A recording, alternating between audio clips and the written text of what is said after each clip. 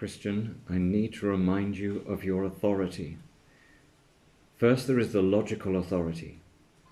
Government is a creation of man, and a creation of man can never be above man. You and I have authority over everything that government is and everything that government creates. But more than that, we have spiritual authority given us by Jesus Christ to overcome all the power of the enemy, however that enemy shows up. So why every time Congress or Parliament passes another piece of tyrant legislation, or a so-called president signs a so-called executive order, do you call it law?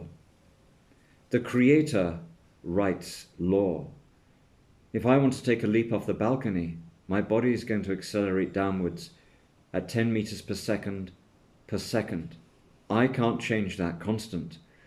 So the very idea that man could write or edit or repeal law is blasphemy. Man writes legislation and corporations write company code. And in case you didn't know, all the governments and parliaments and courts and police are corporations. Legislation is a phony, one-sided contract. Now, if you and I wanted to make a normal contract, we would draw up some text, negotiate it, agree it among ourselves, and when we're both satisfied, we would sign it with our informed consent. But legislation is a one-sided contract, negotiated and written by one party, negotiating with itself, signed by one party, who thinks to impose it on another party, us, without our signature or consent. It has no more applicability to us than a knife trying to stab the air or wound water. Legislation is a blasphemy written by satanic entities, satanic spawn, satanic operatives who cannibalize children by night and sweat out a tyrant text by day, and you call it law. So let's talk about authority. And all this is set out in my books. And I'll give you a link for a free download in this video. It starts with know your medical rights, know your lawful rights, know your financial rights, and finally, most recently, know your spiritual rights. And the first 3 volumes are contained in this Battle Manuals for Freedom. I'm going to give you a link for a free download later in this video.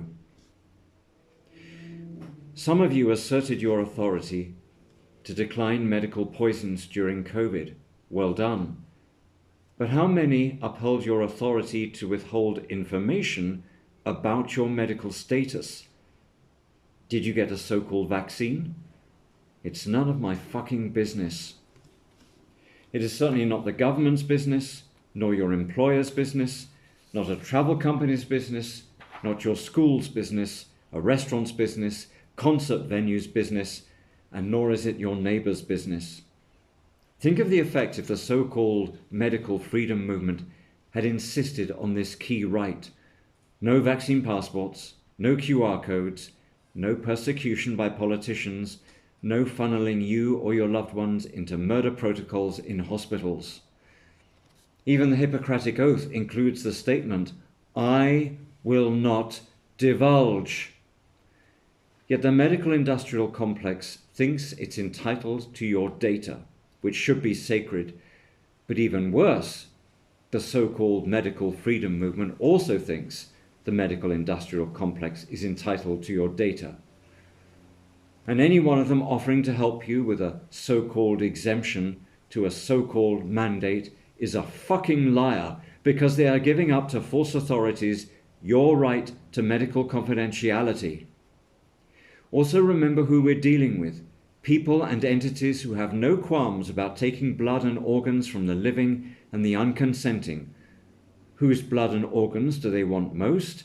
Yours, if you're unvaxxed.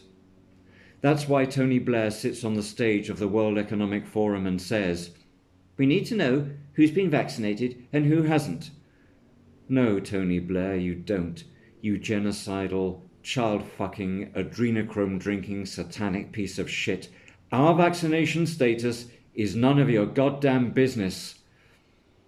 And all you people on social media boasting that you're so-called purebloods, you morons are making confessions to false priests and telling them who to go after in their desperation to prolong their miserable lives. Also, why was I almost the only voice quoting the Universal Declaration on Bioethics and Human Rights during COVID, which states, "There shall be no diagnostic, preventive and medical treatment without prior informed consent." What is diagnostic, or claimed to be? Tests. But the medical freedom movement, so-called, neglected to mention your right to refuse medical testing of any kind. And because people didn't assert that right, they were falsely diagnosed in hospitals so that they could be medically murdered. And what is preventive, or claimed to be? Masks, vaccines, quarantines, lockdowns, distancing measures, and all the rest of that bullshit. But the so-called medical freedom movement wasn't telling you to uphold the Universal Declaration on Bioethics and Human Rights. And why was the so-called medical freedom movement chanting the satanic slogan, "Where there is risk, there must be choice"? Liars, frauds, murderers, vipers. No, there must be choice. End of. With or without risk, whether that risk is real or perceived or invented.